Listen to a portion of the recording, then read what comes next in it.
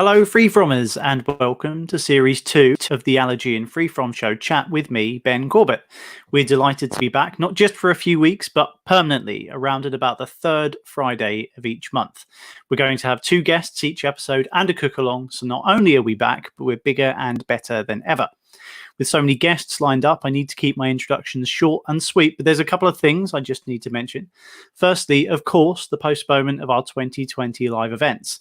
We're so sad we've had to share this news with you, and you can see the full statement from our event director, Tom, across our social media channels. Suffice to say, we'll be back in 2021 when everyone can be confident, feel safe, and the show can be what you expect from us.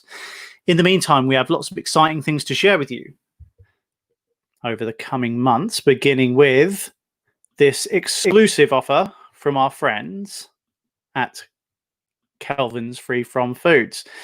You can see I haven't done this for a while, right? I'm getting the tech just a little bit slower than I usually would, but we're there. Okay, so make sure you guys can see that properly. If you have a little look in the video description, you can find out how you can be in with a chance of winning these delicious and nutritionist-approved coconut flatbread rolls, which are allergen-free, gluten-free, made from light and fluffy vegan coconut bread, and great for breakfast, sandwiches on the go, and burgers. This is a great offer for you guys from Calvin's Free From Foods. So, as I say, have a little look in the video description. You can click the link and find out how you can be in with a chance of winning it.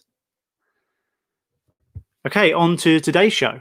Coming up, we have an interview with nutritional therapist Cara Redpath and a cook-along with Nat from Intolerant Gourmand. But before that, first into the virtual studio, you might know her from the Tummy Diaries and You've Got This. I'm delighted to introduce Lottie Drynan. Hello! Hey Lottie, how you doing? I'm good, thank you. How you doing? So I'm okay. The first thing I'm going to do is awkwardly ask you whether I pronounced your name right. I'm quite big on that. Did I say it okay? You did. Thank you. Okay, no worries. I should have asked that before, right? Instead of in front of everyone, but never mind. Right. We're here now.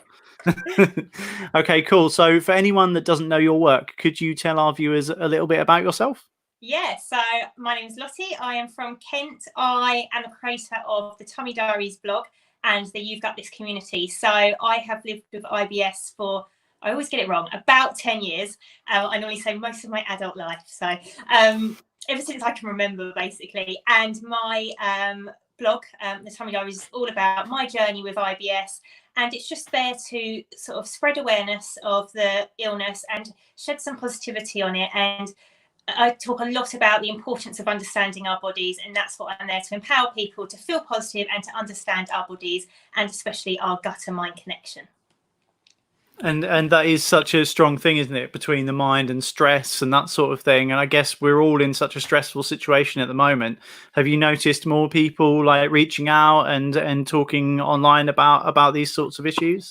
Yeah, definitely. And I think, well, it's actually crazy how little people actually know about the gut-brain connection. But when I've started talking about it a bit more, one, because I've had a bit more time as well, being at home, but so many people said it's definitely worsened, especially at the beginning when we first went into lockdown and there was sort of no light that we could see. And the stress of that and the change of environment, I felt it too. Like I usually manage my symptoms very well and don't have flare-ups often, but a lot of people said I'm seeing it a lot more now. I'm at home and I'm out of my routine.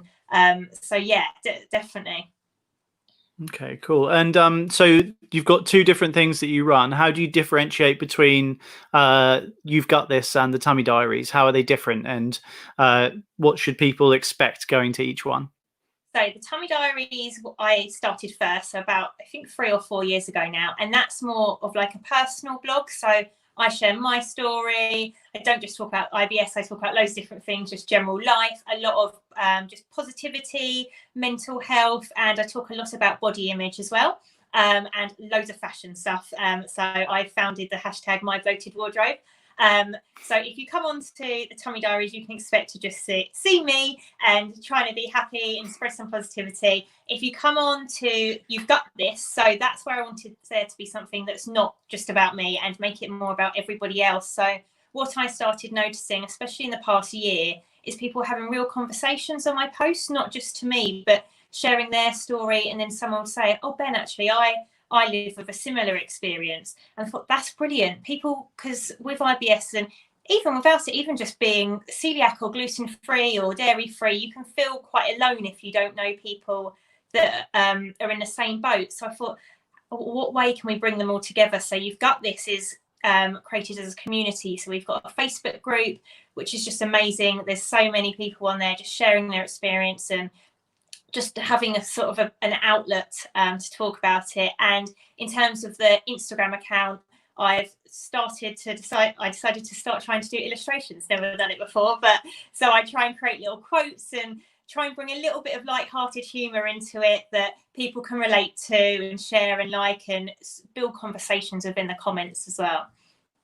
I think like the overriding thing that I get when I'm looking at it is it's such a positive place and it's such a positive thing to read. And when there's a lot of people struggling with a particular thing, to be able to go somewhere and see someone talking positively about their lives and about, you know, living with IBS and stuff, I think it's a really, really powerful thing. So I think it's really cool. Oh, thank you so much. Yeah, it's hard to try and get the balance because you don't want to brush it off, because it's not all fun and games, but also there are ways that we can find to still live a really happy, brilliant life, even whilst having an illness like that. And I'm always interested, because I talk to quite a lot of bloggers on this show and our live shows as well. And one of the things that I'm always really interested in is sort of everyone's got their thing that's quite specific to them and quite unique. And the thing that's really, I thought was quite unique to stuff that I'd seen before and talked to people about was the sort of fashion theme that runs particularly throughout Tummy Diaries. What made you like focus in this area, and what's the reaction been from the community and companies you might work with online to that being your focus? So I've always been sort of clothes obsessed. I love fashion. I went to design college. I've always loved that. And I think when I started talking a lot about body image, so most women and men right now have quite a poor body image. We've sort of been conditioned by the media to hate our bodies and think that bodies have to be one certain look. And obviously with conditions like IBS, where it affects our physical appearance and it can make us bloated, that can harm that body image further. And we feel really self-conscious of what we look like, and not just that, but also feel uncomfortable. So I remember when I was a bit younger, I'd try and fit in like tight, really high-waisted jeans or bodycon dresses, and I just used to feel horrible about it and just uncomfortable and really self-conscious. So I don't even remember how it happened. It just came, the hashtag came to me as, okay, all of my clothes I do now choose, my number one criteria is it bloat friendly? Whether I'm bloated or not, then I can go out and think, right, even if I get bloated, I'm still going to feel great and I'm going to feel confident, and my organs aren't going to be crushed from my what I'm wearing. So I sort of started that hashtag and just had such a positive reaction. And so many people say like, oh, I never even thought that, like, I always feel self-conscious, but I never even thought to change the way that I'm dressing in a way that will make me feel brilliant. And now it's sort of caught on, and we've got thousands of people using it. And sharing their own style ideas, and brands seem to, I think it's really great when we can get brands on board, because it also showcases awareness of conditions like this, and not just IBS, but Crohn's, endometriosis, anything that affects or causes bloating. So yeah, we've had a really great reaction. Yeah, it's really cool. And I was a teacher for 7-8 years, so I sort of understand like the sort of pressures that young people are often under. Like I've seen it firsthand, and how people can really struggle with that sort of thing. And I think that's why like I say, I really respect the positive messaging in your work. And if you were talking to a young person who might be going through something similar to what you were when you were younger, and they were reading through your work, what was the main thing you'd like them to get from reading your blog and following you on Instagram? I think the main thing is the importance of understanding our bodies and sort of really getting to know our bodies. I think especially when we have a gut condition or intolerance, we can focus really a lot on diet, and that can cause a really negative relationship with food and with ourselves, again with body image, and it can just really affect us mentally as well as physically. So my main thing is to get us to look at our lifestyle in a 360 approach and think about all the different things that we could be doing, such as it could be just moving a little bit more in the day, it could be getting better sleep, thinking about our stress levels, so maybe meditating, or again going out for a walk can be really good for our mental health and our gut health. So I think just knowing that there is often something that we can do, not to cure the illness or the conditions, but hopefully to better manage it and feel more positive, and feel like we at least understand why our bodies may be reacting that way.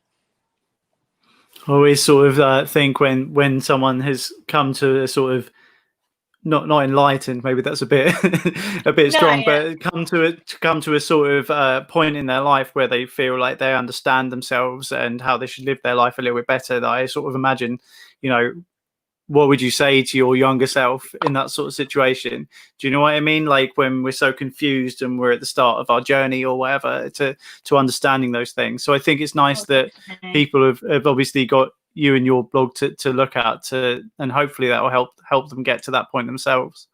Yeah, I've actually got, because I just launched a diary or a journal, which is it's a symptom tracker, but rather than just tracking your food, it tracks that 360 approach that I just talked about. And one of the pages in the resources is a letter to my younger self, and I asked them, and it's got room there, write a letter, what would you say to yourself however many years ago? And I would say, take this book or have a little look. And I hope people try and get something from that and just listen to their bodies and what's going on.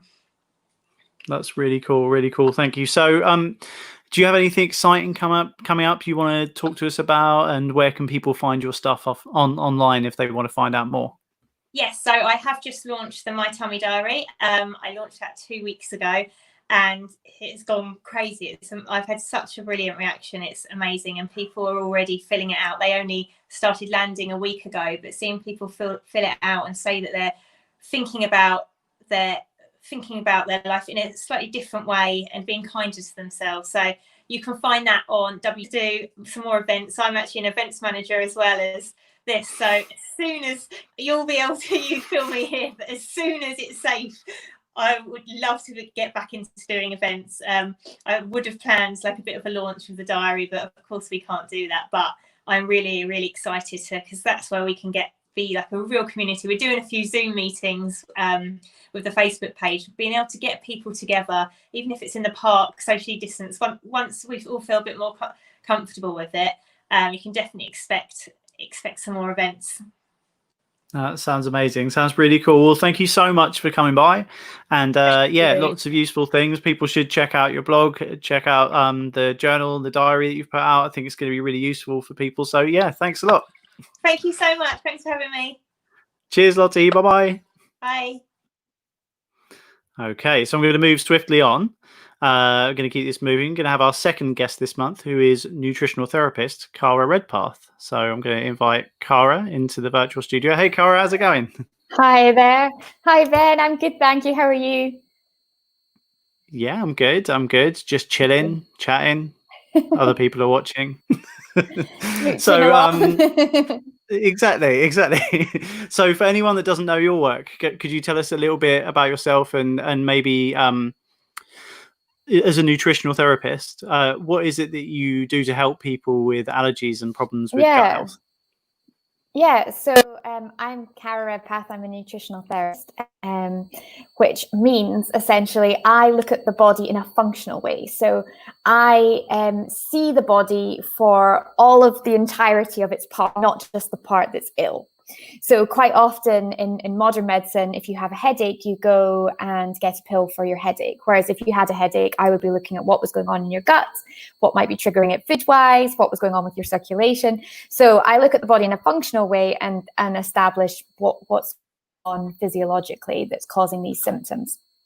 So I see clients one-to-one. Yeah. I see clients one-to-one over Zoom at the moment because of restrictions. And also I work for the gluten-free bread company Calvin's Good Foods because I'm really passionate about having a product that is supportive of all of the issues I see in clinics. So I work for them as well. Cool. So, and what are some of the most sort of common reasons that imbalance in the gut may occur, and sort of some of the most likely things that people need to look out for? Yeah. So the reasons that an imbalance might occur in the gut are far ranging. And I think the most traditional one is that you get an infection, like gastritis or something like that, and it may or may not clear up on its own, or you might need antibiotics for it. Equally, you have an ear infection and you might need antibiotics, or tonsillitis, or a wisdom tooth extraction or something like that you would need antibiotics for. And too many antibiotics can cause an imbalance in the gut microbiome. So that can be one reason, and it's the one that I think people most traditionally think of.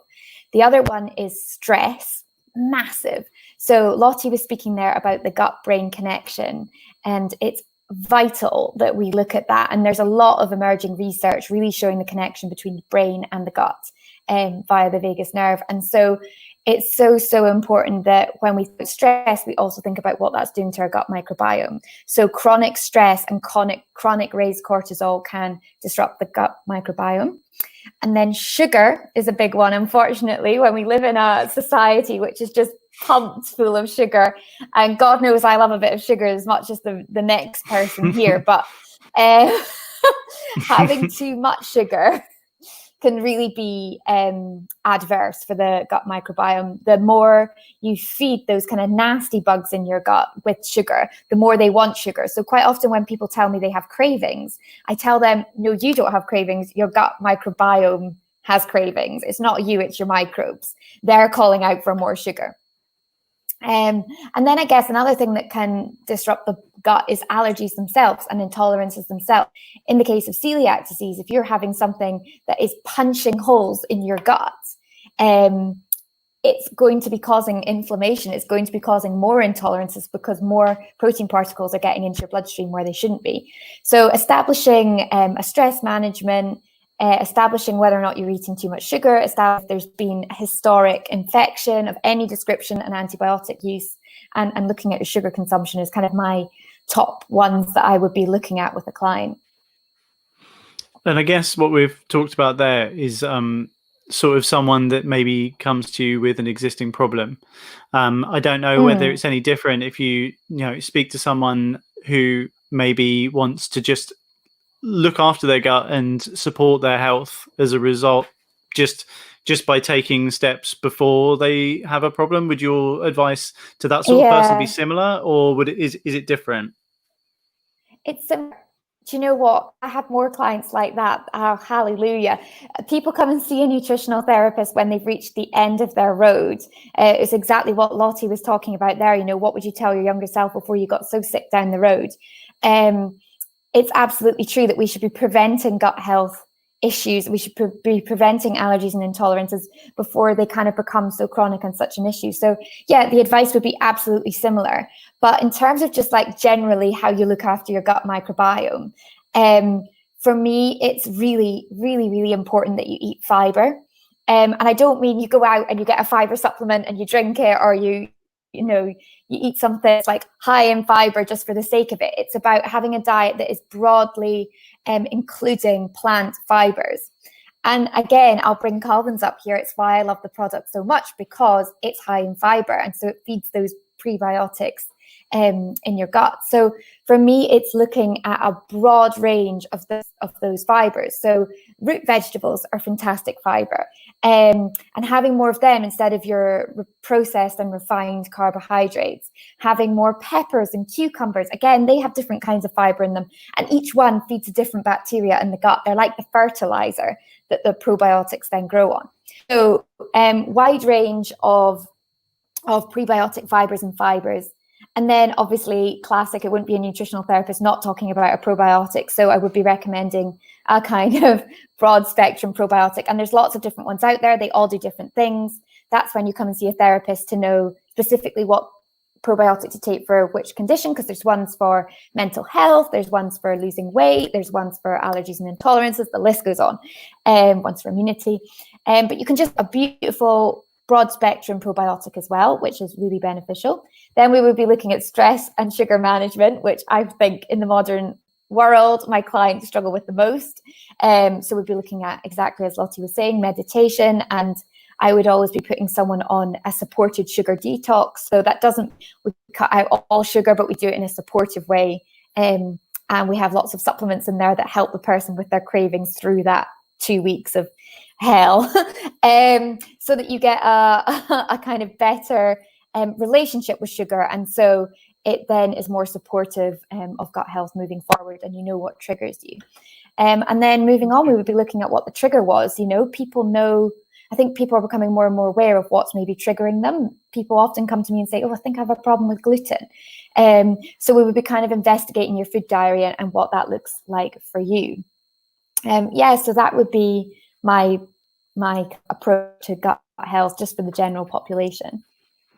Okay, cool. And we actually had a question from someone who emailed in and asked me to ask you a question. They went into quite a lot of detail, but I won't here. Just suffice to say that they've had a lot of issues almost their entire life since their teenage years, and now find themselves, you know, as an adult, and they have got to that point, probably like you're saying, where, you know, they've never done anything about it, but this is the point where they feel like, I don't necessarily want to live with this every day. What are the first steps that someone like that should take to begin their journey to maintaining a better gut health? Yeah, so just what I've detailed there, starting there, but really, I mean, I'd be remiss not to say this. It's important to see a registered nutritional therapist who can support you on that journey. I really, really believe that there's such a wealth of information out there for people now. It's, you know, it's on every news outlet, it's on blogs, it's on just every resource imaginable.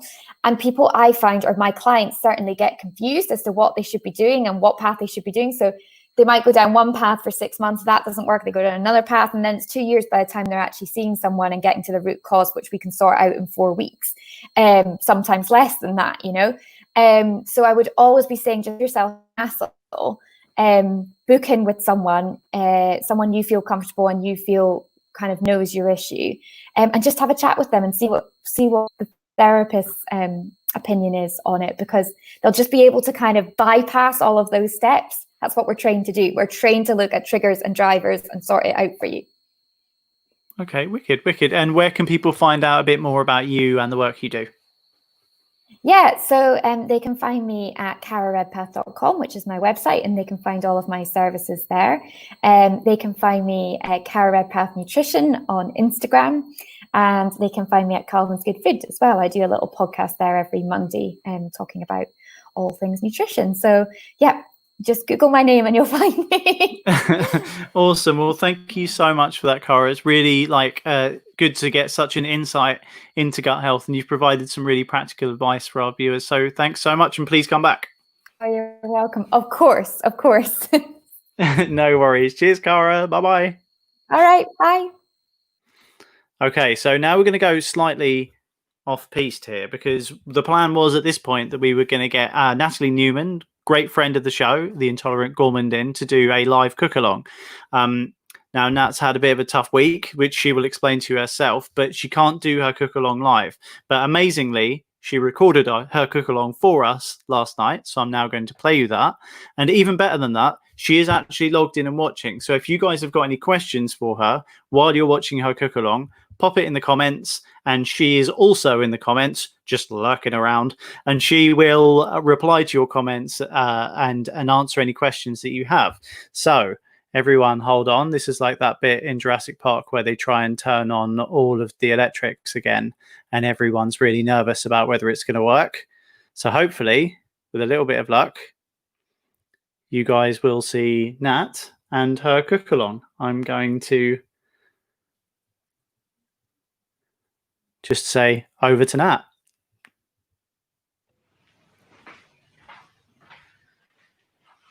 Hi everybody, my name is Nathalie. I'm also known as the Intolerant Gourmand.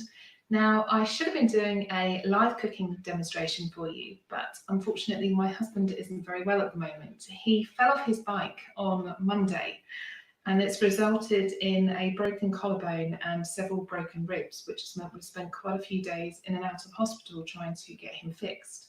Now, unfortunately, he's got to have a round of CT scans and then further consultation at the time that I was meant to be doing this live demo, and then trying to find out whether he needs emergency surgery. So instead of making you guys miss out on the recipe that I was going to bring, I've decided to record it for you in advance, and I'm going to be sharing with you a chocolate cookies recipe. Now, it's one of Callum's favourites.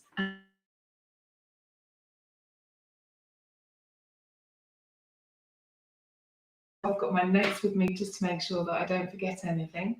And it's something that you can do with your children. So it's perfect for the summer to give them some encouragement to get used to cooking. It's great for food aversion because it gets them trusting things. This is all dairy-free, gluten-free, egg-free. So it's really good for people that have got a multitude of allergies, and they can be taken out with you. You can have them as treats at home. They'll last for about 4 or 5 days if you keep them in an airtight container. So let's crack on. So I've got some caster sugar. So you can also use golden caster sugar because it gives that really nice caramelly texture. And then I've just got some dairy-free butter as well. So what I'm going to do is just put them all together in the bowl and then just give them a really good stir until they become nice and light and fluffy. Now this is something that Callum absolutely loves doing because it can get quite messy, which kids absolutely love. And then they can start to do a little bit more to it as well. Add a few different bits and pieces. We're making this one chocolate, just basic chocolate. If you have chocolate chips, then you can add chocolate chips to it. Or if you have any freeze-dried fruit, that works really well in it as well. So like freeze-dried raspberries, strawberries if you can have them, anything like that works really, really well. Now, as you can see, I'm being quite careful because I don't want it to go absolutely everywhere. But it's just starting to come together nicely now. We're going to keep going until it becomes all well combined and that beautiful light fluffy texture, because that will give you a good end result when it comes to the cookies at the end. There we go. So as you can see, that's now coming together really nicely, and it's become a lighter colour, and it's all nice and light and fluffy. So what I'm going to do now is add the rest of our ingredients. So I've got some gluten-free flour, and I'm using the Doves by Free Farm flour because that's one of our favourites in the house. We've got some baking powder, some dairy-free milk, some safe cocoa powder, and then just a little glug of vanilla extract as well. So I'm just going to add all of this into the bowl. And there goes the milk, like this, and the baking powder. And then I'm finally going to add the flour as well. For on the top, just adding a little bit of the vanilla extract to bring all the flavour together. There we go. So you want to have about a teaspoon's worth. And yes, I'm one of those annoying people that goes, oh, a little bit of that would be absolutely fine, and tend to know how much needs to go in. So now what we have to do is just very gently bring it all together. So it'll look a little bit like this to start off with. That's absolutely fine. It's completely normal. And then it will go to like a breadcrumb mixture. And then what we do is we keep going. And as everything starts to incorporate, it'll start to turn and it will become more like a dough. And as you can see, that's become a little bit harder for me because we're starting to get that mix coming together. And again, this is something kids absolutely love doing because they can get their hands in there and they can scrunch it all together. It's really good for them and lots of fun. And in fact, Callum and I were going to be doing this at the summer show. So we'll have to see if we can do it for you again when the shows come back next year in 2021. Right. This is now becoming much more of a dough mixture. I just want to take that last little bit of the dairy-free butter that we've got there. So we use everything that we've got. I don't know if you can see there, you see how that's changing? Got that last little bit that's coming together. We want to end up with a dough that looks something like that, so that it's easy to work with. So then what we do, there's a reason why I've still got the flour bag out. You sprinkle your surface like this. And you want to make sure there's enough so that it doesn't stick to the surface. Otherwise it becomes a little bit of a nightmare trying to get it up. And then what we do is we plonk that on top like this. Let's just get the last few bits and put that on top as well. There we go. You don't want to work it too much because you've done bits to it already. So let's put all that out of the way together like this. Move this out of the way so we've got space. Get a rolling pin. Put a little bit of flour over the top. Again, so it doesn't stick. Make sure it's well massaged in. And then gently try to roll it out. Now you'll find that if you don't put enough flour on, it could potentially start to stick, which you don't want to have happen. But you also don't want to overwork this dough. So it's really simple. Almost like how you make scones, actually. It's a very similar way. You don't want to overwork it. So as you can see there, I've got a nice even-ish dough that's been rolled out. I'm going to get my cutter. I'm just using a Zepler cutter. And as you can see, I'm just rubbing it against the flour so that it's just around the edges. And that's a trick that I learned a long time ago, so that when you're cutting your cookies out, they don't stick to it and it should come out easily. Fingers crossed. So I've got a prepared tin behind me. What we're going to do is we're just going to cut out our circles. Make sure it comes out and then put it straight on the tray. Do exactly the same again. Pat it out, put it straight on the tray. And make sure you leave some space because they do like to expand a little bit when they hit the heat. So you don't want to just end up with a mass cookie that's the size of your tray. You want to be able to make sure that there's a very clear line between them. So I'm going to keep going. Don't worry if it's got some flour on it because it'll all disappear when it cooks. And go again. There we go. Until we have used all of the dough that we've rolled out. We're very nearly there on this one. And it's starting to stick on the side, as you can see. So what you do is just put it there ready to roll up again. Go towards the flour that you've got a little bit more of. Stick some flour on it so it doesn't stick again. And you're good to go. And it works really well every single time. So that's the last one I'm going to get from that. So what you need to do, scoop it back up. Again, very similar to a scones recipe. Pick it up. Make sure you've got enough flour so it's not going to stick. Roll it over like this. Turn it over. Pat it down. Get your rolling pin. I'm going to stick a little bit more because there's a little bit of the dough that's on there and I don't want it to stick. There we go. I'm going to tap it out there in case I need to use it for my cookie cutter. Very gently roll it out like this. There we go. Get your cutter, rub it in the flour, and then continue to put it on the tray until you've got all the space used up on the tray. There we go. Make sure they're all nice and even. There's one more for that tray. Perfect. So there you go. Really quick and simple chocolate cookies that are good to go. I'm going to stick them in the oven, preheat it at 180, and they should cook in about 10 to 12 minutes and be all nice and golden and crispy on the outside and just slightly gooey on the inside. When you take them out, you leave them for 5 minutes just so they can really crisp up on the edges, and then you're good to go if you can wait long enough. So I'm going to go and stick these in the oven now. So the cookies have been in the oven now for 12 minutes. So let's get them out and see how they look.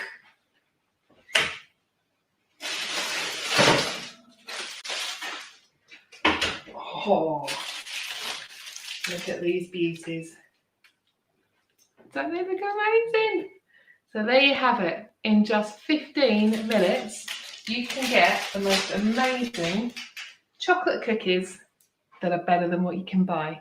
I'll make sure that the recipe and all the details are with the Allergy and Free From Show team, and you can find it on my website as well. Take care, everybody, and I'll see you soon. Bye.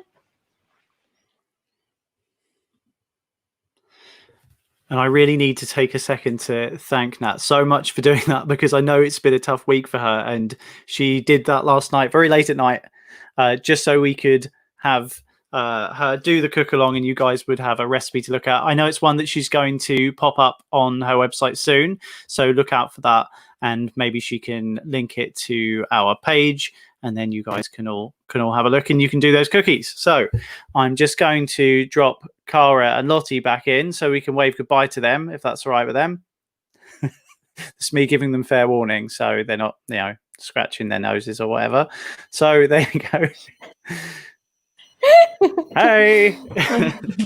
Right, so yes, I just want to say thank you to you guys for coming on and talking to us today, and please come back and talk to us again. I'm sure everyone really appreciates your advice and your help, and I think you're a perfect two guests to have together, because I think you guys are working towards the same sort of goals for everybody. So thank you so much for coming on today. To Cara's. Thank you. Oh, no problem. And you too, Lottie. Yeah. Yeah, thank you so much for having us. No worries. Right, so I'm just going to remind everyone to get onto the video description, because you've still got a chance to win this amazing offer from Calvin's Free From Foods. And if you click on the link that's in our video description, you'll be able to see how you can be in with a chance of winning those amazing rolls. 10 packs of Calvin's coconut flatbread rolls. So get in the video description, have a little look at that, and win yourself something awesome. We will see you again on the 14th of August is our next episode, so whack that in your diaries. But thanks again to our guests, and until next time, stay safe, free fromers. Cheers. Bye-bye. Bye. Bye.